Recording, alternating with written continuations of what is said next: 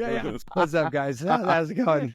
I see. Should have hit it 5 seconds earlier. 5 seconds shouldn't we? earlier, Right? man. Bad Shane timing.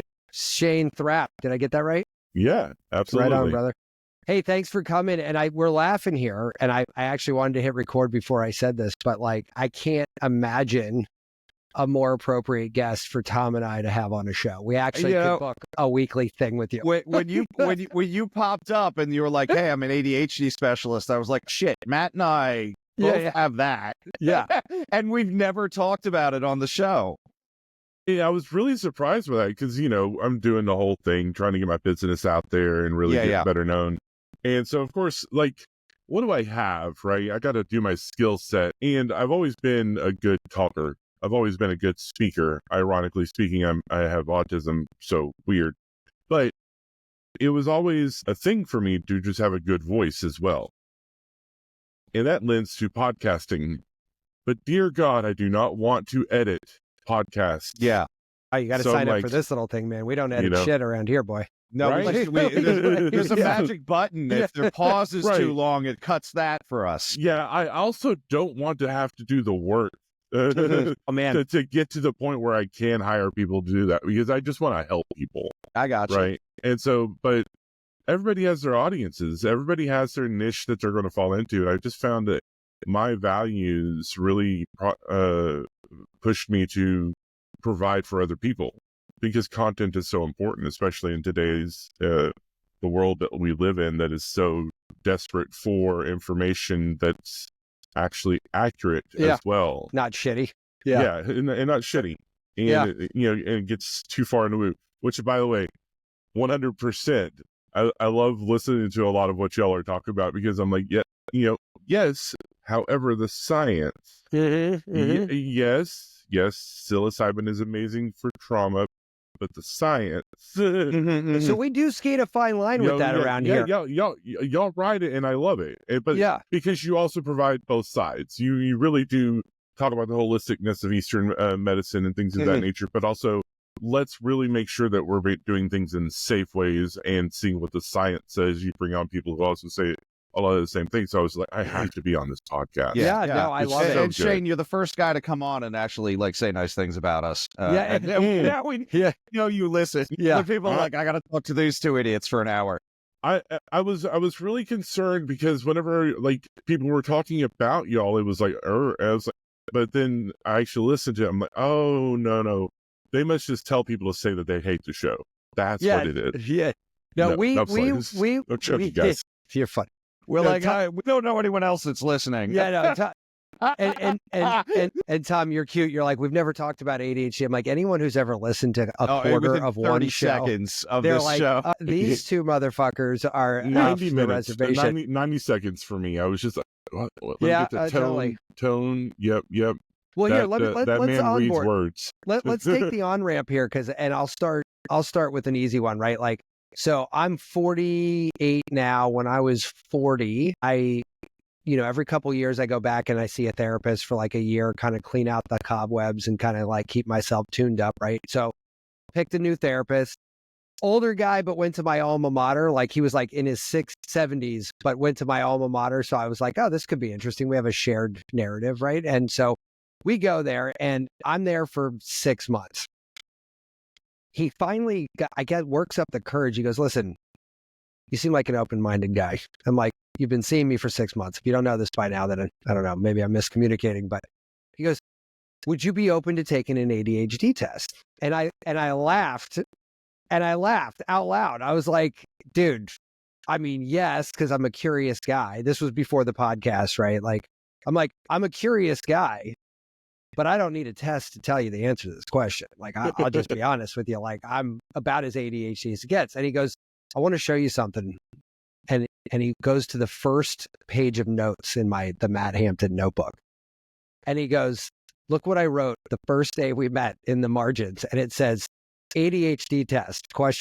Literally the first day. I said, why didn't you? I was like, well, you're kind of a shitty therapist then, because like, why didn't you bring this up? Yeah, like, why did you not bring this up? And we've been doing this for 8 months. Yeah, like, and so So he gives me the test, and I took the test, and I don't remember which one it was. I don't even know if there's multiples. So you aced it. There's a half dozen of them out there. And they're all so similar. You could probably describe it, and it's one of many. Yeah. So Shane, I nailed the test. Like, absolutely fucking probably nailed it. Passed it with flying colors. And I walk in 100%. And I knew it was good. Yeah. I knew it was going to be a funny day because I'm walking in and I usually run to his office, right? Because it's about 2 miles from my house. And I was like, I'll run there and then I'll get in. So I'm sweating, take off my hat, sit down, and he's got a shit-eating grin on his face, like ear to ear. And I was like, got the test results, I see. Again, it was sort of like, and we broke into. He goes, I've been doing this for 50 years and I've never seen somebody with this high a score. He has the best AD. Yeah, and I said, what does that even mean? He goes, you are not even remotely close to not ADHD.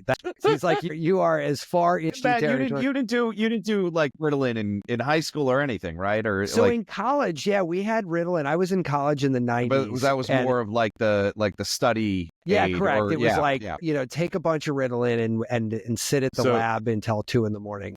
You were the 25% of kids in college who find out they have ADHD because they took Ritalin and it made everything normal.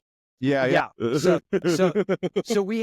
talk to me about that group. Let's get into like some of this stuff. There's a younger comedian before we get into that. I forget her name, but she tells a story as like part of her act. She goes like, look, I didn't realize I had ADHD until I did a bunch of cocaine in college with friends. And all of a sudden they're all like running around doing crazy shit. And she's like, oh shit, I can read. Yeah.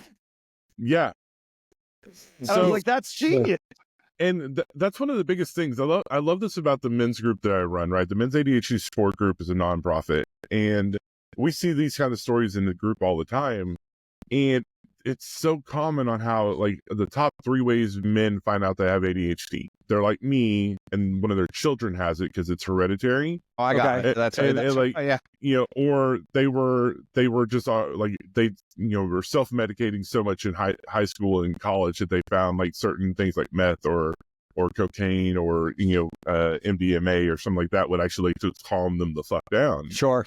And they're just like, oh, okay. And then there's other people who marry their spouse who has it, and they're like, you have ADHD? We get so along so well. It's like this like weird, really cool mix. And like me, so my wife's and I's oldest son, my ex-wife, his teacher said, hey, we think that, your son may be on the spectrum or he has ADHD. And I'm like, oh, okay, cool. And so like my first thought process was like Rain Man, right? Oh shit. Mm-hmm. Yeah. It didn't fit. And I was like, okay, I got to learn more about it. And of course, hyperfixation kicks in. And, I just started where's learning that come everything. from, huh? And like the more I'm reading about it, the more I'm going, this sounds really, really, other people don't deal with these things. Like I thought this was like normal. Like it's weird to not want to look people in the eye, or it's, like other people actually hear voices in their head when they think about a thing instead of reading it.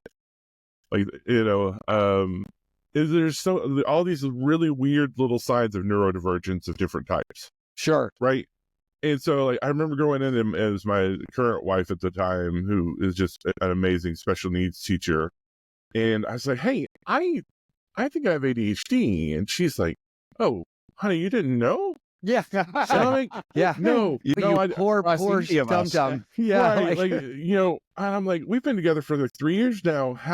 When did you know? And she's like, when I read your dating profile. Yeah. That you overshared everything about yourself. Uh-huh. And I was like, oh. Yeah. And you liked me? And she's like, yes, I liked you because we're here in spite of that. Right. And I'm like, well, they know what they're getting, right? And of course, yeah.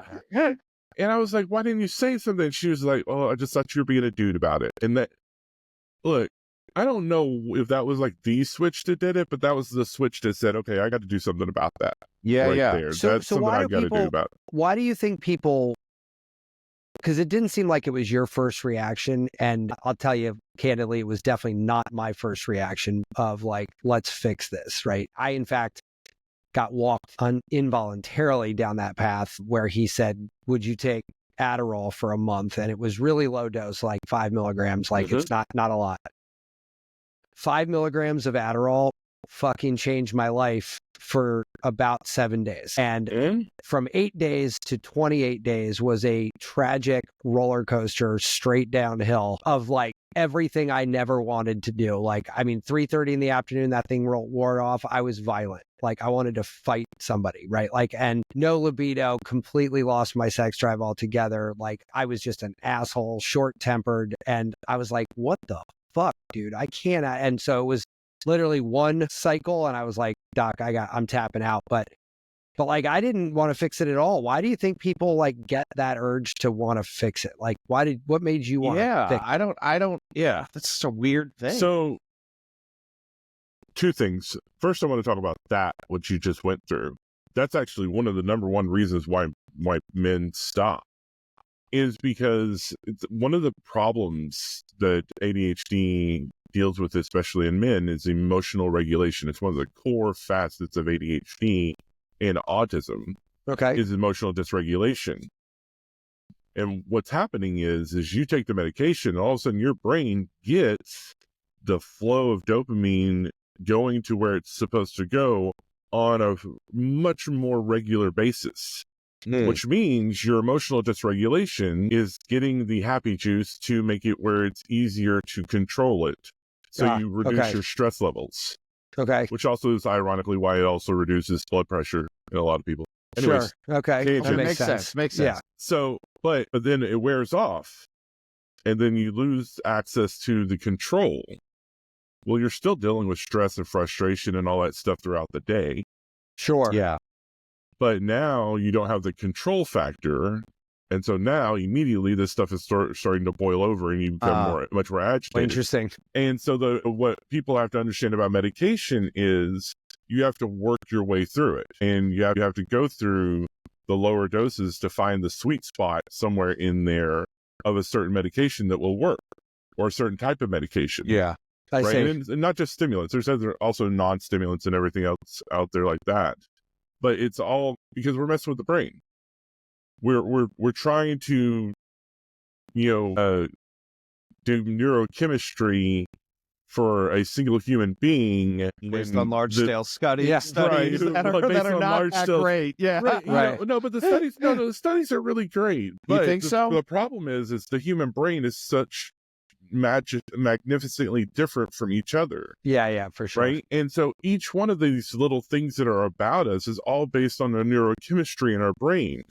It's what makes us have all of our different personality types and different ways of thinking and how we view the world and how we hear the world, how we everything is based on how the neurochemistry in our brain works. And there happens to be a small population of people who think quite a bit differently. And those are people who are neurodivergent. So ADHD, autism, trauma. Your brain is wired in such a way that you fit within this spectrum of different issues or struggles or strengths that's different than, 40 to 60% of the rest of the world. And that's funny because we never really talk about how many people may be on that spectrum. And it's funny where, we're all roughly the same age here, where when I was in school, at that time, the textbook ADHD kid was the one that couldn't sit in the chair and was causing, and like all of those tests, they're like, you have violent outbursts, do you have this, do you have that? And I'm like, well, I don't fit any of that. And, I get married and, my kids, like you mentioned before, my kids got diagnosed. And then I'm like, shit, those things that they do, right? That's me. And my wife looked at me and she goes, honey, do you know what it's like having dinner with your Italian family? She's like, everybody at that fucking table. And, it's funny. My 85-year-old cousin, she's brilliant, right? Assistant school principal, somehow they all managed without drugs or therapy or ever even acknowledging it. But she goes, you know what? I think I'm ADHD too. And I'm like, where the fuck do you think? Yeah. Well, we didn't just invent this. Nobody in our family, we're all like brilliant overachievers. We don't think we're doing enough. We're out of our goddamn minds. So ironically enough, that's another reason why so many people don't get diagnosed or don't get their kids diagnosed. Mm-hmm. Everybody in their fucking family is some sort of fucking nut. Yeah, absolutely. Right? Like they're all, they great all people. I'm not shitting on my family here, but 100%. Like, out of our minds. Like I look back at my family, right? I'm looking at like my cousin Happy Jack and my cousin Chris. I mean, and you have a going, cousin named Happy Jack. Happy so, Jack. Like, by the way, that's his actual birth certificate name, like Happy, first name Get Jack. the fuck out of here. Are you serious?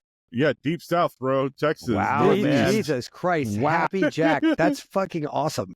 Right. Like, and he was amazing. But, I looked at all of my family members and I'm like, and we were all just so, that was our thing. And then come to find out, like, later on, as I'm looking back through, like, the science of, and the hereditary nature of it and everything. And I'm like, and the other thing that people don't see is, like, you were talking about, you weren't the outgoing or the hyperactive, couldn't sit still. The other side of that spectrum of ADHD is inattentive ADHD, where you're the daydreamer. Oh, I was out the window all day. Yeah. The hyperactivity is internal. It's in the mind. Yeah. And that's one of those fascinating things. And also women deal with this a lot because they have a higher likelihood of inattentive ADHD, but that's a whole nother story. But it is so hard to identify because that child may be struggling with these different issues and the teachers think, oh, it's anxiety or it's depression or something like that. And the thing is, it could be, right? But we know ADHD and autism are neurodevelopmental conditions, right? These are things that you are born with the propensity to have, and then environment and the different circumstances of your life can bring out a large number of these different symptoms in different ways, which is why we see a prevalence of ADHD and autism being comorbid with each other. It's called ADHD. Yeah. And that's what I am. I have autism and I have ADHD. And ironically enough, like you were talking about your story with the therapist where they were wanting to have the conversation about being ADHD. My therapist was like, hey, can we have a conversation about you being autistic? Right. And I'm like, sure. Now, did you know that ahead of that, by the way? Mm-mm. No. So like No. What goes through your mind when you get that diagnosis? Because I mean, I'll be honest with you, nothing surprises me anymore. So if my doc came out and told me whatever, I'd be like, okay, cool, let's work. Okay, how do we do this? But like, let's be honest, that's not like a normal, like everyday diagnosis that everybody on the street has. Like that's a pretty unique situation, right? It is, but then again, it isn't. And we brushed by this earlier, so I do want to talk about that. So I'll tangent to that and then back. Remind me. I'll Gotcha. forget. There's a show on ADHD. We're going to forget it. Right. Yeah, So, no, but when we talk about the percentages, we lost that topic. On my finger, we'll forget why the ribbon's there. When we talk about percentages of people who have ADHD or autism, right, we have to start with the understanding that ADHD is a lifetime issue. So is autism. Yeah. Right. Okay. So if we know that children range anywhere from 11 to 14% based on demographics, right, across the board, the averages for other people are not processed based on socioeconomic factors. So across the board, we know it's roughly 11 to 13% of total population. Total population, United States. And we're talking autism or with ADHD, the just ADHD specifically. Okay. Now, when we look at autism, the number is a little bit higher, 18%. Really? 20%. Wow. Mm-hmm. Because we have to look at the spectrum. And this is a spectrum, so some people are really good at masking So we have started really understanding the complexity of the spectrum of ADHD and autism. And there was just a large number of different mannerisms that I had when I let my guard down, when I took my mask off in my therapist's office. I gotcha. And my therapist had noticed enough of them where they just said, okay, can we just do a test real quick? And I'm like, cool, yeah, whatever. I'm like you, I'm super curious. Sure. And so we start going through it and like, actually, could you just relax? Right? Could you just totally relax? And so I stopped looking him in the eye. And I just relaxed. And I just said, okay, cool. Just like remove any expectations of how you're supposed to act. So my legs started fidgeting. My hand started doing its tick. Y'all may not be able to see this out there in a podcast land, but my hand has been doing this weird thing on the right-hand side where it's my social anxiety. I gotcha. Tick. Okay. So, and so I just kind of took the mask off. And as we started going through it, the more and more it started becoming very obvious that I was autistic. Oh, I got you. Because I was identifying with so many different things. But as children, we often learn to mask. We have to fit in to a certain environment, right? I grew up deep South, rednecks, Christian cult upbringing, legitimately. Racially charged middle school, grew up in an all-white community. I had to fit in. I was raised on a farm. Right. So yeah, no, you're painting a picture for sure. Yeah. Right.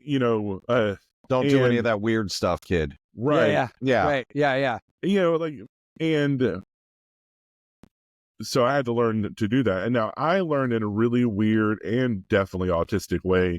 One day Oprah had a show where she had an FBI specialist come on, and he started breaking down the science behind body language and lie detecting.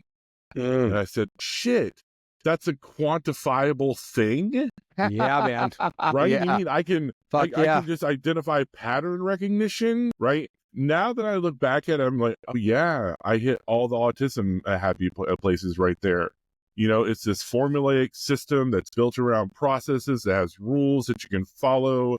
There's very specific things. Here's the different categories. Here's the patterns you need to look for. So you learned how, you learned how to mask. I'm like, wow. So you learned how to mask based on something very scientifically studied. So you could give people the emotion that they were expecting. You could, right? But I can also identify them. Sure, I could identify the emotions. Now I could tell when my friend was being sarcastic. Which, after the fact, when I actually did start going, shit, all of my friends are sarcastic assholes. Cool. I'm not actually crazy. This is a legitimate thing. So, there was that stuff, but there was also actually understanding how to talk to girls. And, I opened up this whole realm of, I know what I'm supposed to present to fit in with these people based on how they're giving it to me. Right. And so I built this entire system. And of course, 12 years old and first access to the internet, on a old Windows 3.1, dating myself with that 28.8 baby. Yeah, baby. I remember the little difference between 14.4 and 28. I was like, ooh, that sounds different. And then 33 cents came out. I'm like, oh my God, that's even more different. I'm like, this is amazing. Yeah. More AOL discs. Yeah, more. Right? All of the AOL discs. You can install AOL with only 62 CD-ROMs. You put it in. Right? Back after, 12 hours down, baby. Yeah. No. But I would devour the research behind it, and then I would keep putting it in place. And of course that actually empowered me. And like that's one anecdote story, but that's actually one of the best ways to help people with ADHD and autism out there is learning about ADHD and autism. Right. And then how to figure out how to use the strengths that you have, which is what I do as a coach, is identifying all of those different strengths and then putting them in place in a way, in a system that works for you within the society that we live in. But also learning how to set boundaries and shit like that. And telling people no, hey, look, actually, this is really hard for me. There is a reason why I hire a person to do that thing, and I don't need your approval to tell me I'm a shitty person for having to have a personal assistant. Right. Dumb. Bill Gates has a personal assistant. We both have personal assistants. Yeah, we both have. Yeah. I'm like, I couldn't get out of bed without mine. So I'll tell you what. In fact, I have some people that don't know they're my personal assistant too. Yeah. It's hilarious. Hey, I'm not doing this. You do that. Yeah. Hey, Shane, I want to take a left turn, but go for parallel here because, or at the same level, I guess, because here's the problem, right? You said mask, and when you were talking earlier, I was actually thinking about it as a compensation. Like for me personally, it's like, when you break your leg, you walk a little differently, but it's to compensate for the broken leg so that you can kind of walk as normal as you can with a broken leg, right? We didn't have the term neurodivergent didn't exist when we were kids, right? That wasn't a thing. And to Tom's point, he touched on this too. He's just the fucking weird kid who's spinning in circles in the corner, right? And so what I did, my masking of that, I was just like you, find out all the facts about everything I could. And I remembered everything. I've got a pretty near photographic memory, especially for facts that I like. And so that energy that I didn't have a word for, there was no articulation for it. I had no outlet for it because everyone had to, I went to Catholic school, everyone had to sit there and fucking do their thing. My outlet was absorb. And then when I absorbed enough, it was like assimilate this to that, to this, to that. And I got to be really good at this. Hey, that's pattern recognition. It's all pattern recognition, right? That's all pattern recognition. And so here's my question though, like now, so we had a shitty construct socially and, academically, but we were forced to sort of find nature, let nature find its way to let you thrive, right? You figured that out for you. I figured it out for me. Now we have terms like neurodivergent. We have all kinds of special programs and this and that. So I feel like we've really solved the society and academic problem because we've got a lot more understanding of it. We have a lot more soft landing for those things. But paradoxically, we've removed the mandate to let nature kind of find its way to help you assimilate that. So I'm curious what your reflection is on what's the new version of that? Like, how does a guy like us now, 2025, find a good way to funnel that energy when they don't really have a society pressing up against them to force that? Does that make sense? Yeah, I think it's just a matter of, well, it kind of depends on where you fall on it. Like I fell into social justice. Okay. That's a big, huge thing for me is social justice and it's often for a lot of people with autism and ADHD, there's a very specific social justice thing that they'll my older one has that. I'm like, you can't fight that fight. You're 15. And she's like, I have to, Like I had a client of mine who was like, he came to me, he was like, hey, I'm so frustrated. I can't solve world hunger. I'm like, bruh. That's think locally, act locally, think globally, man. Right. Like, okay, cool. That's a great goal to work for. Like, can we narrow that down? He goes, I want to be the person to solve world hunger. And I'm like, so my inner project manager is also kicking in and like, hey, can we talk about what is the time for, so we get locked into these very specific things like that. And that's what drives a lot of us to start really learning about ADHD and learning about ourselves and really defining and understanding who we are. Right. A lot of us go through this journey. Y'all talked about it on the show. Y'all going through this journey, doing the different things to figure yourselves out. And a lot of it's along the same lines. And through there, you have to figure out what is the mask, right? What is the compensation you were making? And do you need it? Right. And so a lot of times, a lot of work that I do is working on finding the authentic person. And it's probably not that far off from where people are. It's just a matter of accepting the parts of you that you've thought were fake for so long. I see what you're saying. Imposter syndrome is a huge issue for us. Yeah. Sure. But that goes all the way back to when we were children and we were developing, right? Again, ADHD and autism are neurodevelopmental disorders. And I'm gonna come back to a question on that in a little. Yeah. But the problem is, and this y'all talked about this in another show, is self-actualization. Sure. Right, yeah, that requires a huge recurring theme on this show. There's been a few people, right. Now, here's the thing: people with ADHD and autism lack metacognition capabilities naturally. Oh, shit! Now you just dropped the M bomb there. And Matt's trying to write a metacognition book. I'm writing a metacognition book right now. So along the lines, right? Neurotypical people actually develop a sense of self much more independent of their environment. Of the people around them. People with ADHD and autism don't. We take most of our self-actualization, what we believe is the self, who we are, from what people around us say to us, the external messages and the environment that we're dealing with.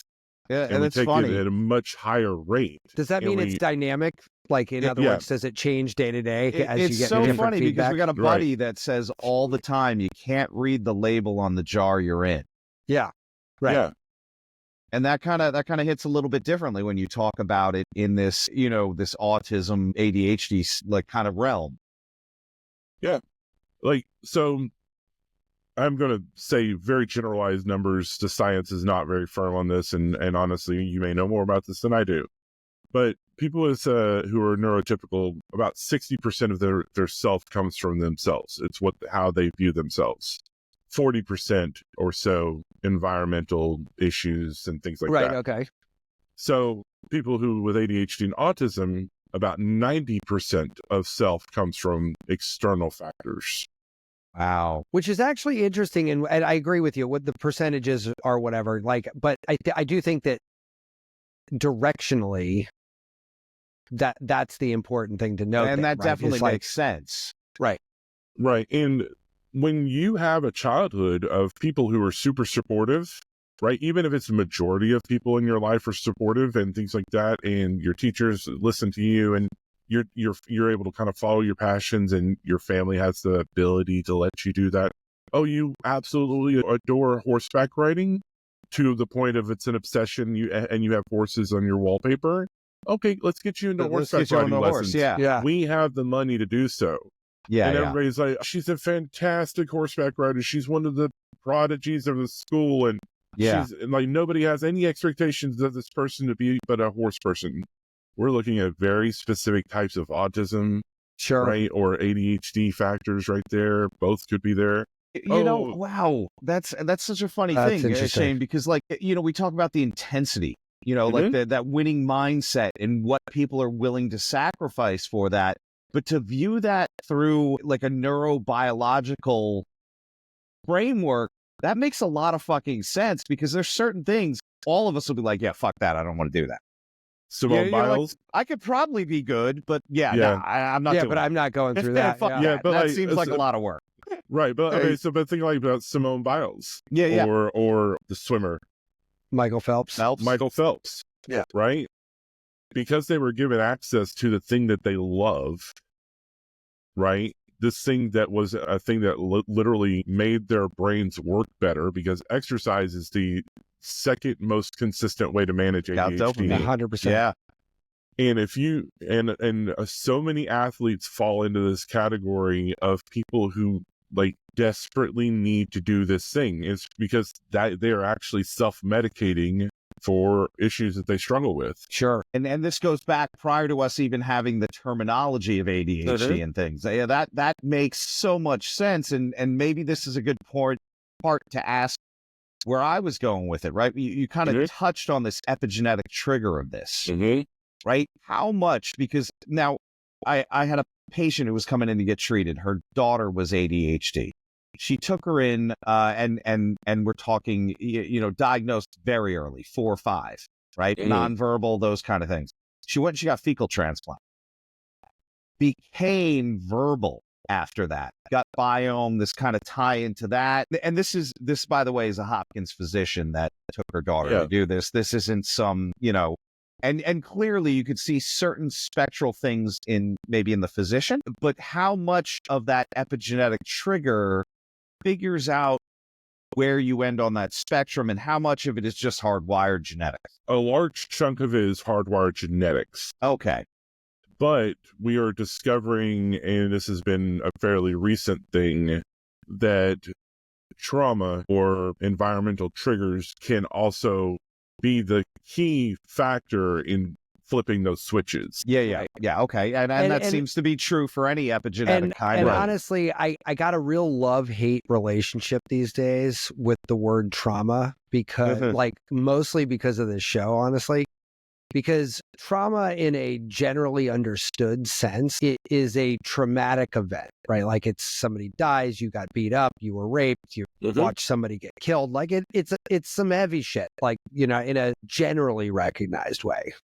Then when you start getting into this world that we kind of play around in, trauma has now become a much broader defined word that encompasses many subgenres, if you will, of trauma. And I feel like we're just too fucking lazy to invent a better word, but I think trauma is no longer the right description here, because I agree. If we get into a real deep conversation, yes, this could be trauma, that could trauma.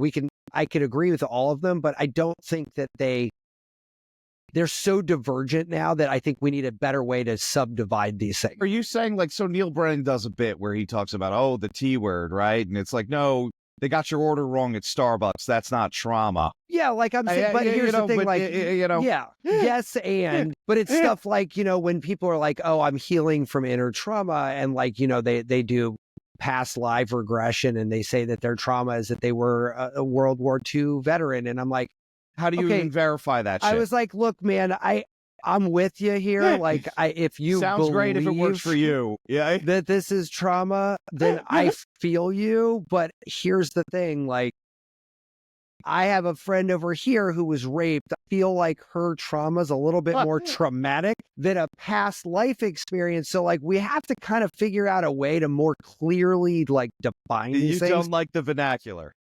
Well, it's not just the vernacular; it's also the intention behind the vernacular. I totally get you with that's that. Where, like, that's where almost like don't shame my trauma, and it's like, well, is it really trauma? And it's not even a judgment call on it. We also have to this is also where we have to kind of take a couple of steps back, though, is we have to understand that people feel things differently, right? Yeah, people with absolutely. ADHD and autism feel things more. So what may not be very traumatic for you may be significantly more traumatic for another person. And we have to understand, and honestly, you're kind of right. Like, how do we classify all the different types of trauma that are out there? We have complex Well, I think we PTSD. stopped trying. That's the thing. Right. That's the real answer. And I think we just have to kind of understand these are experiences that have caused a significant struggle in your life. Let's talk about them. Let's process through them. And let's deal with all the emotions that are wrapped up in here. Right. And let's really explore them. And I think if we just kind of get away from that concept, but we still have to use words. That's how we communicate. So I wasn't faulting the words. I guess where I was going with this. Where I was going more with this is like, look, the ADHD guy, like quantifying body language for, my version of that is saying like, okay, I think from a therapeutic standpoint and from a coping mechanism standpoint and from a general like dealing with it standpoint,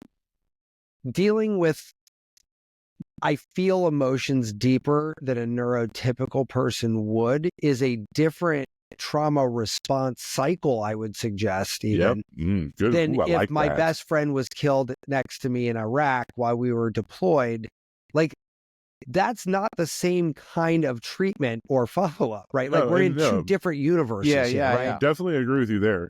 And, we can't even get them to make change ADHD's name, y'all. I'm sorry. No, I mean, but that's what I'm saying. We have this, and one of the things that I love about this show is we've got to really talk to so many different people where, like, even Tom and I's impression of what's considered health has dramatically widened. Right? It backs up. You get that 9,000-foot view, and like somebody just asked me, would you be willing to talk about like this? It was Martha Eddy, who we just had on like last week. She introduced me to somebody. If you were interested in talking about a more global, of course, because that affects us too, right? And it's not felt right like in your chest. It's not, but it's still important. Why? Because that's a global health thing, right? Yeah, and I love that we can keep advancing it. That's where I love the fact that we have a term called neurodivergent. Like that's like means that we've now started the hard work of reclassifying these things with words that are more articulate, right? You know what I mean? Like, that's like the first step. Like, we have a whole category. We're going to call it neurodivergent. Very descriptive. It's actually rolls off the tongue kind of easy. It does. Sounds scientific. And if you say I have it, it's not one definitive, but it means it's meant to represent a spectrum. It's right. And again, we also have to recognize that often ADHD and autism are very rarely alone. Yeah. Right. First off, they're comorbid with each other, often up to 60% of the time. So that's a huge crossover of different things that can happen. Getting family members tested is like, well, are they? Are they not? Well, they could because they meet this, but like, do you want that label? It's like we just want to understand people better. This is not us shaming family members here. Yeah, and I think that's one of the biggest problems I see in the ADHD parent support group and the autism parent support group I run is parents learning that their children have ADHD or autism, and all of a sudden they're just like, "Oh my fucking god, apparently my child has cancer that I gave them," and like they're immediately full of shame. They're immediately feeling guilty about how did they torture their child in ADHD, and I'm like, that's not how it Yeah, works. yeah, Right. Right? Okay, cool. Hey, you know what? You don't have to feel bad because you happen to be one of the people who has a genetic lottery, just like you don't have to feel bad if you have a left hand. Hey, Right. Shane, can I ask you a something like that. question? We're talking Sure. about 60% here. Mhm. That's of the people that we know that have gone out, sought testing. I'd have a hunch that this neurodiversity is much bigger than that, just because, Massive. you know, Hey, we made it back around to what I was going to talk about earlier. Oh, there we go. The rip finger. If we talk Yeah. long enough, we'll If come you back talk around. long enough, we'll end Yeah. up back. So when we talk about the percentages of people who have ADHD or autism in the world, right? A lot of people think it's these small numbers that are reported in the CDC, what I was talking about earlier. The problem is that's not accurate, right? It doesn't count the people who have the socioeconomic ability to not get to tested. have Yeah. struggles, because to be diagnosed with ADHD or autism, it has to actually be negatively affecting your life. Right, which wouldn't happen. Because that's the only way you would intervene. And I partially think, you know, look, you're absolutely 100% right. I was the daydreamer. I was fucking checked out. But I was smart enough to be, you know, top 10% of the school and you know, all that stuff. And why? And I honestly thought I was just average until a double psychologist told us otherwise. So I was actually going to go down that. We have a guy that's coming on the show that wrote a book called Driven, and it was about the fact that you're not weird. You're just part of, guess what the percentage was? 10% of the population.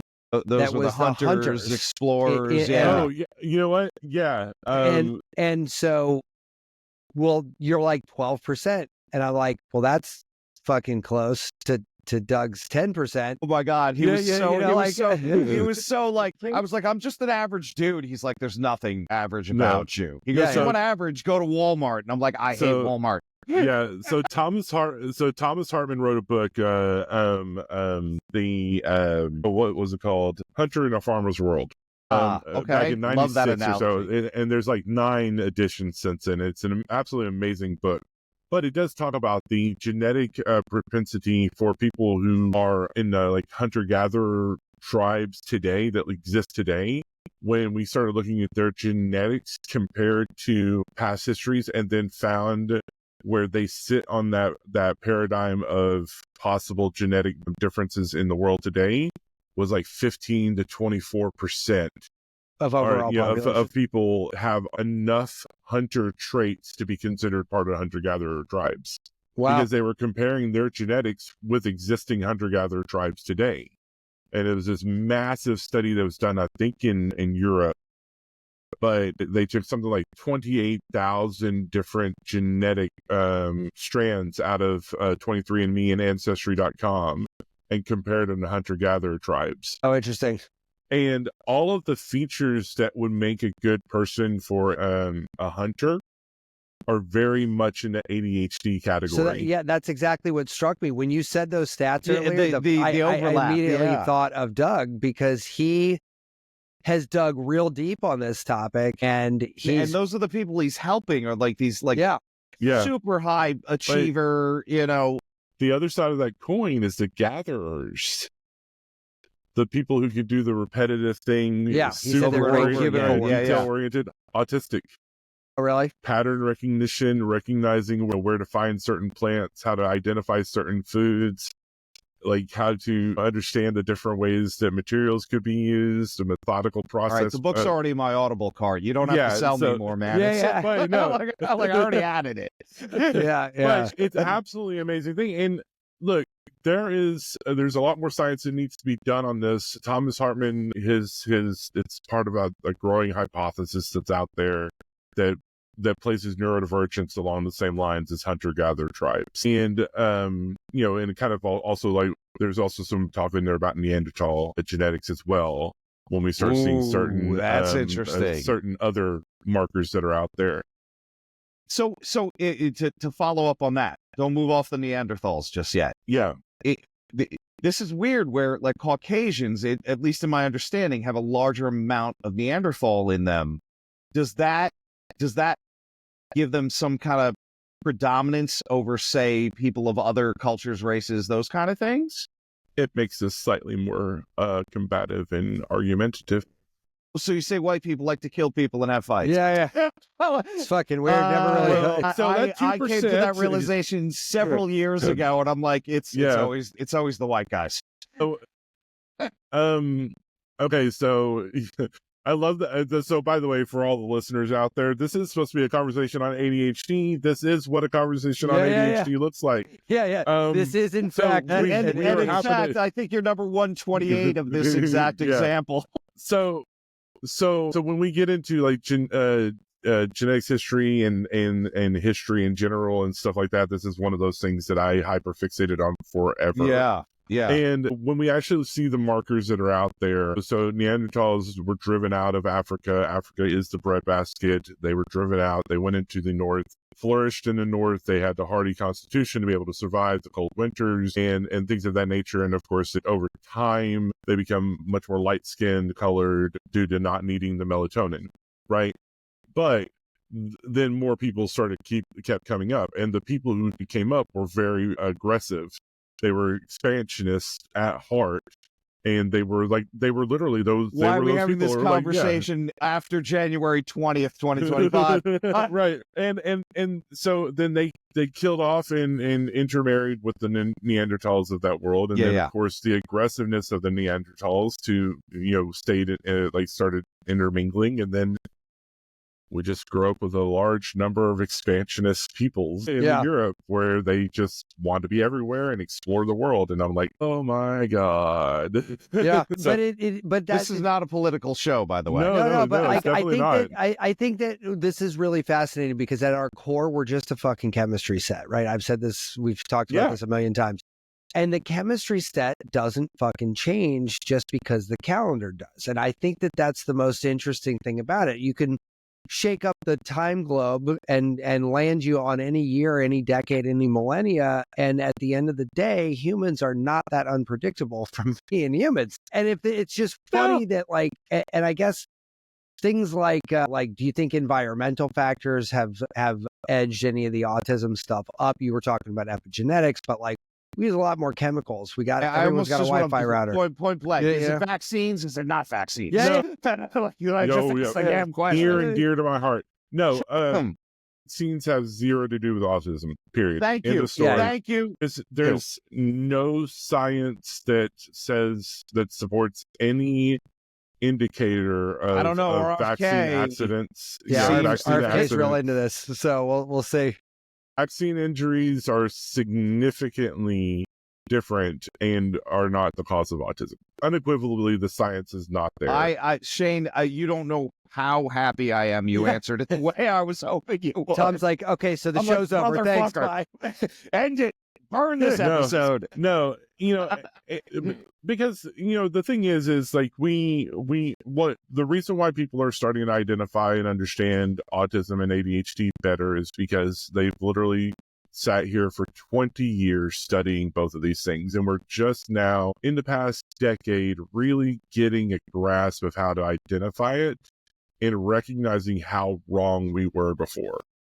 Right. I think that's about everything, dude. Everything. 100%. I mean, we're at that phase of evolution, right? Works. Yeah. That's how science works. But in this situation, what we are starting to understand, and it's one of the reasons why I do the work that I do, is ADHD and autism are a fundamental aspect of our society, and nobody seems to understand it. Right? We say we say the numbers 10% or 20% or something like that.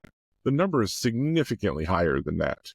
But the thing is people have access to resources at certain points in their lives that allows them to get away with what they need to do to be able to be successful, right? And, or they wind up, on the other end of the spectrum and they're in the prison system, right? And we would love to talk about the 86% of people in prison who have ADHD and or autism. That sounds so like that. I mean, now that you pointed that out, 100% makes sense. Well, I mean, Tom, look, you got the socioeconomic capacity to buy a fucking book that Shane talked about, like, because you were just like, squirrel, buy a book. Yeah, absolutely. Right? Like you don't understand. I could not get Amazon open quick enough. Yeah, like, right. But here's I think, Shane, to your point, right? Like, Tom might not be racked and stacked in that tally because he's got the means to sort of scratch that itch. You know, or like maybe I fucked around, but I could hire a lawyer. Right. You know, Yeah, and yeah. I mean, no, that's legitimately, that's the difference. Yeah. Right. You know, everybody kind of, obviously, society is a spectrum, right? We have to understand that, you know, socioeconomics, all that factors into everything.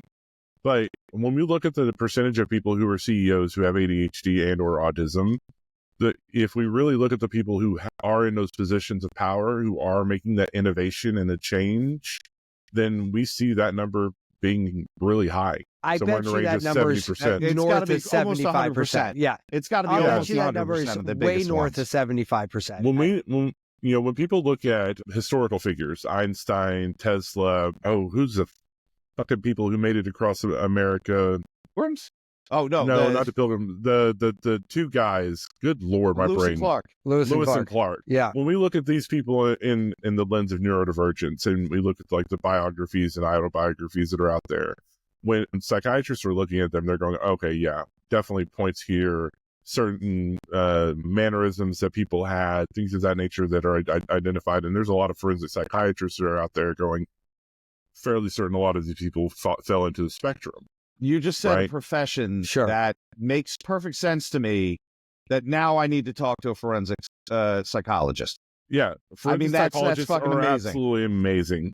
Wow. And, you know any of them? Because I'd love to, I'd love to put one on the show. Not off the top of my head. Yeah. I mean, that sounds like an amazing conversation right there, to go back and go like, hey, so, tell me about Archbishop Ferdinand. You know what would be a trick, though? If you can get maternal DNA from the teeth of those dead guys, like if you knew where Lewis and Clark were buried, wouldn't it be cool if you can get DNA out of their teeth and then compare it to those hunter-gatherer genetic profiles and be like, we now can paint a picture of who these people might have been. Matt and I are starting a History Channel show where we go out into the woods and we illegally exhume old bodies. Look, Edgar Allan Poe is right down the street from us. Let's start there.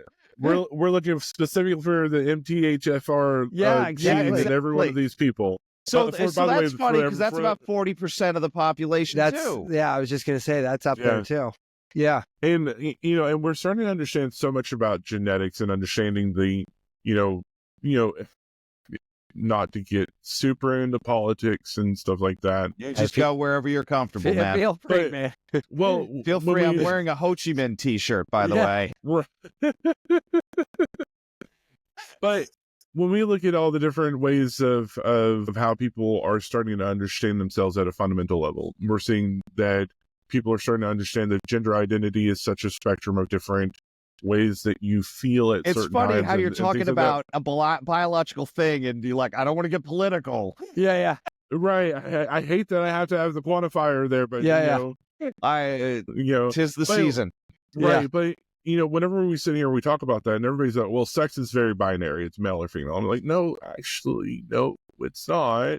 Not genetically, transmitter-wise, nothing, none of it. You've got hormones, you got cellular binaries, you've got different types of genes that get involved, epigenetic markers that get involved. Gene penetrance, But you know what gets us in trouble in this category too, and the reason you have to put that qualifier on there is because we, again, are linguistically fucking lazy, and we haven't come up with a new way to describe this shit. So what ends up happening is you take a small percentage of the population, relatively speaking, right? Like that is divergent, sexually divergent, neurodivergent, gender divergent, whatever word you want to use. It doesn't really matter.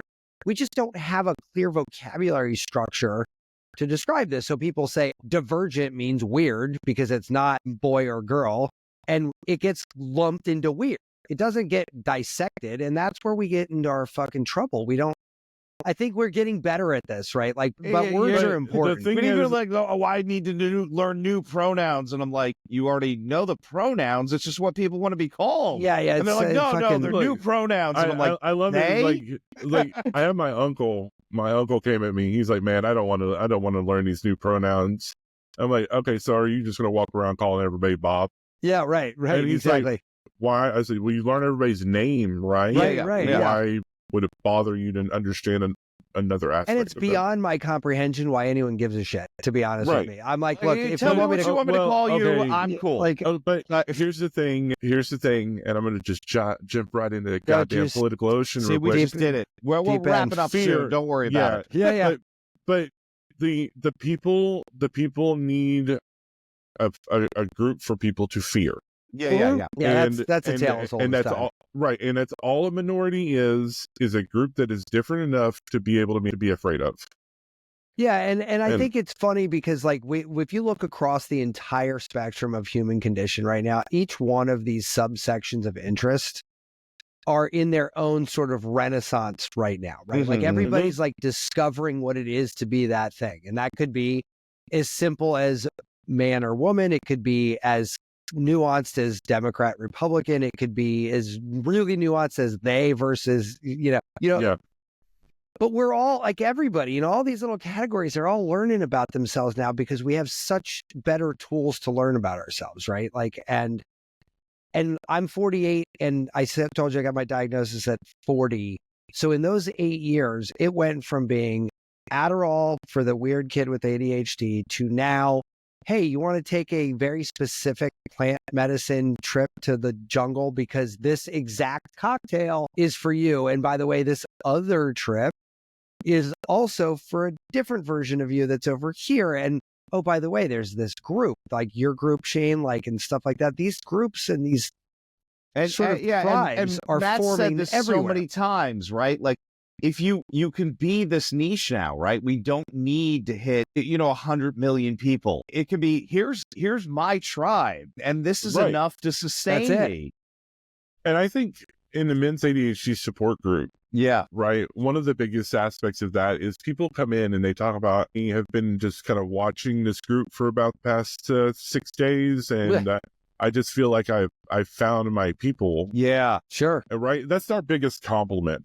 It's like, you found your fit. people, all right. Yeah, I fit in. Like, because it's only a men's group. There's no women in the group, right? It's not a He-Man woman hater group or anything like that. It's just like, I didn't get that vibe off of you based on the political conversation. Yeah. Like, in fact, we're pretty ruthless about that shit. Yeah. But like, let the patriarchy down. Right. Like, but we're very much like we definitely want people to know that this is your people because you belong here, and and somebody posted like earlier today, like, hey, since there's no women in this group, I feel comfortable enough to ask this question, but like, what do y'all use for manscaping? Right. And like, there was one person in the comment section who was like, is this relevant to this fucking group? And then like 4 or 5 people, and including myself, were like, hey, this is a men's group. We're here to give people help. And if this dude's like, look, I'm proud that this dude is manscaping down there. Right. Right. Like, this means he's showering and shaving. He is ahead of like 80% of y'all motherfuckers out there. Okay. Fuck yeah. Like, so let's cheer this dude the fuck on and give him the rundown. And like, he comes back. He's like, you know what? You're absolutely right. Men need this kind of space. Totally. And so it's just a whole bunch. And we created that environment of safety for men to talk about these things because, you can't go into like a co-ed group and talk about how Strattera is giving you erectile dysfunction or how Adderall made your libido tank. Well, it's great, but you're not dating anyone in that group. Right. And like, and so everyone here is now not on the menu. Like, well. And so like, but I know what I'm not going to sleep with. Right. And in our group, like, the men are able to sit here and have those conversations and get questions and ask these questions, and actually people are coming in and they're like, yeah, hey, this is definitely a thing. Yeah. And it's all about making sure that we are finding our tribe and building up that authenticity, right? To have a place where we can take the mask off and just be ourselves. Like, we have meetings on Wednesdays and Sundays, right, at 3 p.m. Eastern and 6 p.m. Eastern, and it's just support group calls. It's just kind of talking about ADHD or autism or one of the two. or a specific issue. Like we're fixing to do a big one in February on relationships, right? And this February is all 16th. like virtual.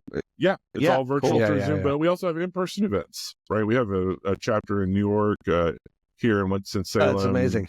LA, and then Washington, and we're trying to open them all over the nation. Like we work with Chad, we work with ADA, ACO. I'm on the on the marketing committee for the International ADHD conference. Yeah, I speak at it. But see, here's the thing: you could have like 100 people in that group, and I don't know what it is, but like you could have any number of people in that group, but it's not like. And we've used this example on the show. You don't have to be Nike anymore to be successful, right? Like we got 20,000. I'm proud of that number. Thank you. That's fucking awesome. That was my next question. Really, 20,000 is fucking not insignificant. That's a number that you might as well. You actually might be Nike. I mean, fuck. You might be the Nike of ADHD. You might be the Nike of ADHD. It's hard to round us up. Yeah. So we have so the men's group has 20,000 members. That's insane. Yeah. ADHD parent support group that I just created in December has 7,500 members. Since December? Yeah. Brother, you are killing most it. people have Holy to do shit. sex acts on OnlyFans to get that kind of a following. Yeah.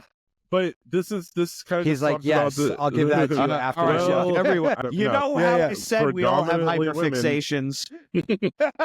Like, ironically enough, apparently the same Venn diagram of like women who like bears is also in my group. No, wow, that's fucking yeah. We're very niche. Yeah, we're very niche. Yes. Like, Look, I had a conversation with my wife the other night. As weird as it sounds, it's like, look, I don't know. She said something about my feet being pretty, and she was like upset. She's like, your feet are prettier than mine. I'm like, look, if you want me to turn this into a moneymaker, I got no shame. Yeah, I'll shave. I'll put on stockings. Let's do it. Why not? Yeah. Seems easier than what I'm doing now. Yeah.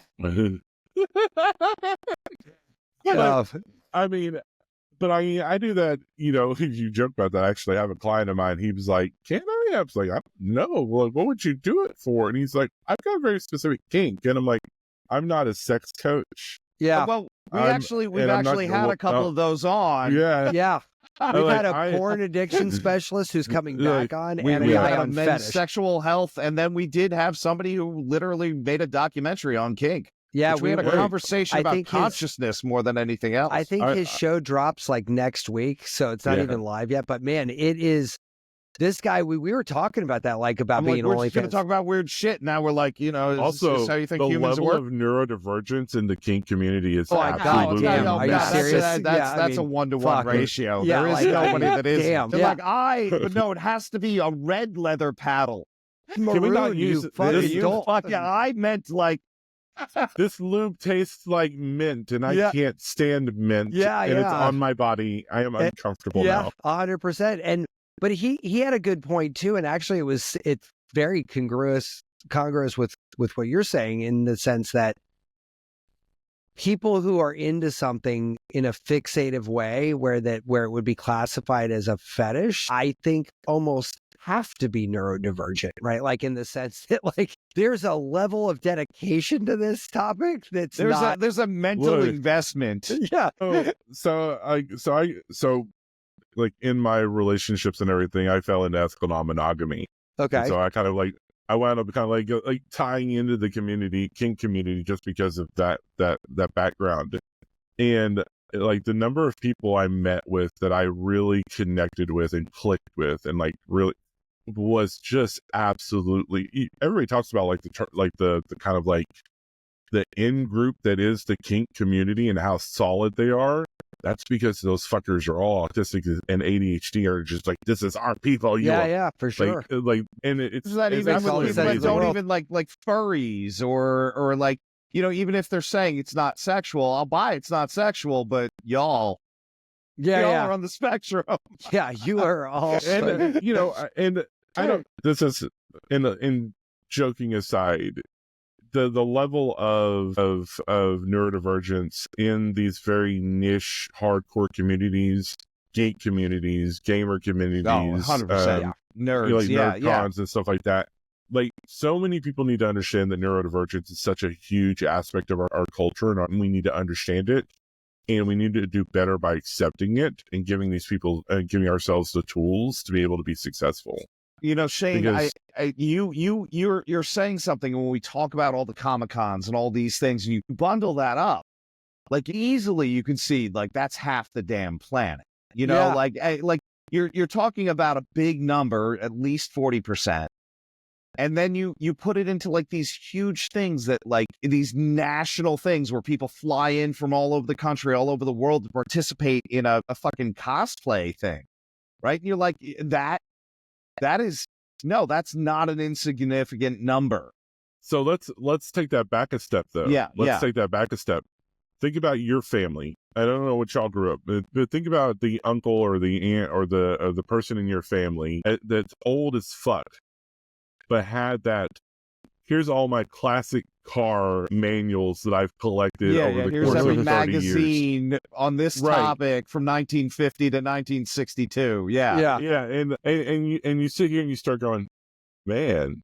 And then we think about all these people and they're just very super niche collections. And when you start really looking at the numbers of neurodivergence in the world and really start taking into consideration the different types of ways that the way people think, neurodiversity needs to be a much bigger deal than it is. Yeah. And it's bigger than the word would suggest. Yeah. Right. And unfortunately, we're about to see a huge trend in killing off DEI because they can't understand that people think differently and that is a thing, and people have different skin tones and people have different gender identities. And that is one of the biggest concerns I have for my kids. And one of the reasons why I do the work I do as an ADHD coach is because if I can get a parent, especially a father, to recognize how important it is to understand and accept themselves, then they'll start carrying that over to their children and learning how to teach their children how to accept who they are, which is like, that's where we see the success of children with ADHD and autism really thrive, is when the support systems are in place around the children. Now, you may not be wealthy enough to be able to afford everything, but if you know enough about ADHD or autism, then you can be there for your child in the way that you can be, in the way that they need you to be. Yeah. And they will grow up understanding you did your best. But you've got to know about it. You got to understand about it, which is, again, that's why I do the writing. That's why I do the coaching. That's why I work with the men's group. That's why I work with like Dueling Minds and the Chad and all these different organizations, because my hyperfixation is ADHD and autism. Like, that's the thing I collect, is like ADHD podcasts. Yeah. Like, exactly. You know what? There's a topic that I just want to dance lightly around because I don't want to like give off the wrong vibe here, but the DEI thing going away is a multifaceted story, right? Like, on the one side, there's a lot of bad that's probably going to come out of that, but there is potentially a silver lining in the story insofar as DEI as it currently stands, in my view, had a lot of examples where it was an overcorrection to the problem, right? And I think that overcorrection in those extreme examples turned a lot of these middle ground folks a little bit sideways on it because it was like too much of a correction. That's natural in the sense that we were in the place we were. Now we know a lot more. We realize that we might have like mismessaged that. Now we have to pull it back and reinvent what the right-er message is. And I think that if there is a silver lining here, it's that we get the opportunity to with more education, redefine what equality and diversity means. And it's not this sort of like really far extreme snap. Does that make sense? Yeah, I think what a lot of people are really conflating in DEI isn't actually DEI. I think a lot of people that are conflating DEI are blaming DEI for something. What they're really blaming is nepotism and tribalism. Right. And so, like, because the when you've got this opportunity that's in front of you and you start to try and you overcorrect, like, you're right about that, by the way, you are right about that. Like, you're going to go like, all right, who do I know and who do I trust to do this job that fit within this new criteria I have? Here's my people, right? Because we've broken apart the people. It's no longer a homogenous American. You right, look like me. Right. And so we have this stratification happening as well. Which, by the way, we've been doing since we were Neanderthals, by the way. Right. Like, I'm just saying, 100%. Like, again, we don't change that much. We're still literally blaming a species right now that we fucked the shit out of or killed. Yeah, like, or they had it hard enough. Right. Yeah. No, but what we have to understand is what we will not take from this lesson is the problem. We will not take the fact that what the people actually have a problem is severe tribalism and nepotism. Yeah. No, you're not wrong. They're going to blame it on DEI, and that's the problem. And that's the major thing shift that I've seen in the conversation is so many people going, no, y'all are just mad at nepotism because it's not white people hiring white people. Well, we get really stupid about this too. We put a marketing term on it, DEI, because we could sell that in a news cycle. But you know, look, if it doesn't fit on a bumper sticker, an American is not going to hold that into their brain. And I would argue most of the world wouldn't do the same. Sure. But like this is, and I think Shane, like I'm going to butcher this quote, but when fighting a dragon, there's 100 people, you know, poking at the tail and only one's aiming at the head or something like that. I definitely killed that, but I think you're more at the core of the issue, right? We don't want people who haven't done the work get those jobs, those positions, hold that unless they're actually doing it, not just because they, you know, look like somebody or fuck the right person or happen to be, you know, have the last name of the CEO. And well, and we also do have to all recognize that, like, when we're talking about the nepotism out there, we're also kind of really talking about the to Matt's point is the weaponization to both rebel, but also like, yeah, you held me down for 400 years. It's our turn, right? You know, like the turnabout is fair play kind of. Right, turnabout is fair play. And that's the part where I'm like, no, stop turning it about. Just everybody level set, because we're at a spot where we Matt, I do think most people are in that camp when they're approached in a manner that isn't like you're either us or them. Which is unfortunately all the rest you're like, of the look, time, I right? have to get pushed back over here because I can't be like, yeah, no one should go hungry, but I don't want to feed everybody for the rest of my life. Well, so we're here, we're here talking with Shane though, and like, you know, Shane, when you talk about people with these, even the word neurodivergent, it gets. I don't want to liken it to DEI, but it's a buzzword that's got a connotation, good, bad, or indifferent, but it's got a meaning to it that might not be the original intended meaning or the ultimate real meaning. But we're just marketers at heart. It's weird, you know, like we just got to label it somehow. You know, but here's the thing, and this is the thing I need everybody to understand about labels, right?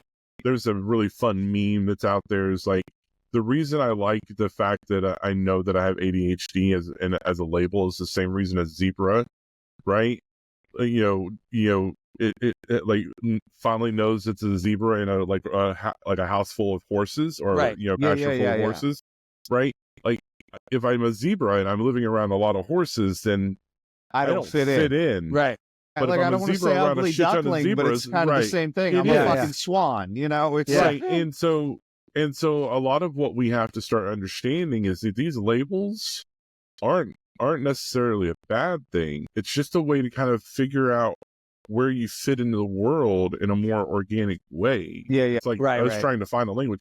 Now, again, the English language just sucks balls. Yeah. So let's just be real about that. As a person who grew up autistic, like what the fuck? You know, I look at other languages. These rules. Great. I love rules. Except right. All of these caveats.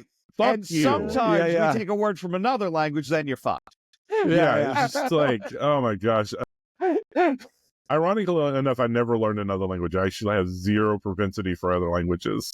Oh, that's funny. And I'm actually reading a book that's been around since, I don't know, the 50s called Polyglot. And it's this, Hungarian chemistry PhD who taught herself Russian in a bomb shelter during World War II. And wow. Then all of a sudden she learned 16 other fucking languages. And it's like, she's like, I really wasn't good at German in high school. And I'm like, you just didn't give a shit. Yeah, you Like, just didn't care. By the way, you didn't like how that made your tonsils feel. Yeah. That's what that was. Literally, you're crushing it as a linguist, for God's sake. Yeah. By the way, you wrote this in better English than I could.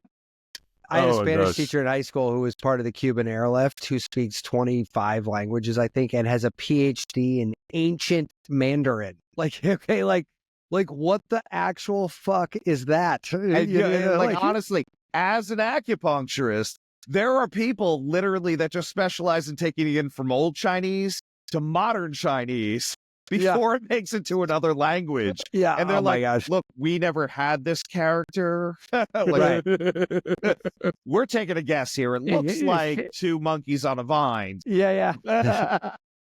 Shane, listen, man, I'm going to have to be the adult in the room. Yeah. I got to be the adult in the room here, buddy. It's all good. I gotta call it. You know why? Because we literally will be here until dawn. Well, we're matching energies the fucking right now. sun will come up and we will be still talking about this shit. Look, I've got a Dungeons and Dragons game I gotta go play.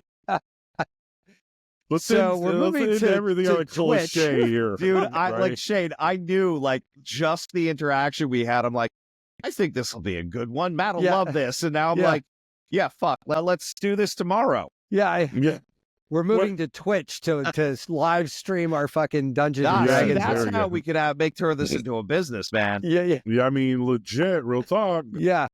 Oh, man. But Shane, dude, listen, man, first of all, to say that we'd love to have you back is an understatement. I mean, you are a fucking amazing person for us in particular to talk to, but it feels like let's talk about our rates. Let's talk about Coach. Yeah. By the way, the last thing I have to say is like just a funny little thing is like I did cocaine a handful of times in my life, like literally a handful of times. And each time I had the exact same reaction. I was like, at a time? Well, this is fucking the most useless drug ever. But I'm going to go study for this test now, so I'm good. I was like, and I just laugh, and I told that to my psychiatrist who issued me the Adderall, and he starts laughing. He goes, "I wish you would have told me that. We could have maybe just skipped the test altogether." We could have just checked that box. Without the lifting. There we go. Hey Shane, listen, tell us, where do we find you? Where do we send people to? So my business is Creating Order from Chaos. You can find me at creatingorderfromchaos.com. My main practice is as ADHD entrepreneur coaching and ADHD parent coaching. And I do a lot of stuff. I'm all over the place on Facebook. You find me on the International ADHD Conference as speaker. I wear so many damn hats, it's not even funny. Love it. Yeah. Man, I gotta tell you, Shane. I absolutely love what you're doing, and I don't know why, but when you said 20,000, I was a little shocked for about a half a second, and then I was like, that totally makes sense. This guy's you're a probably fucking having ninja. This talk all the fucking time. Yeah. I mean, with 20,000 other people. Yeah, 1,000%.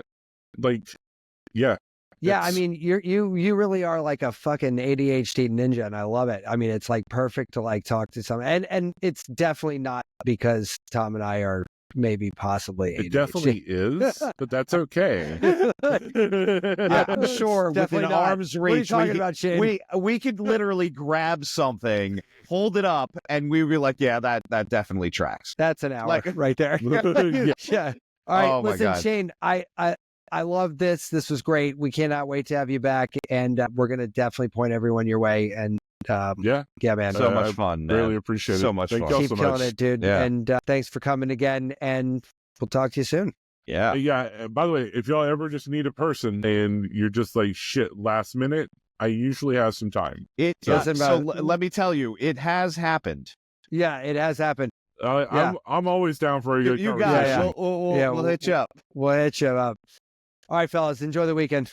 Take care. Be subversive, irreverent.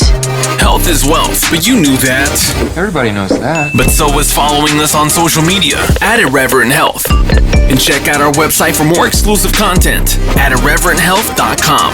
Oh, I like this. Thanks for tuning into this episode of Irreverent Health.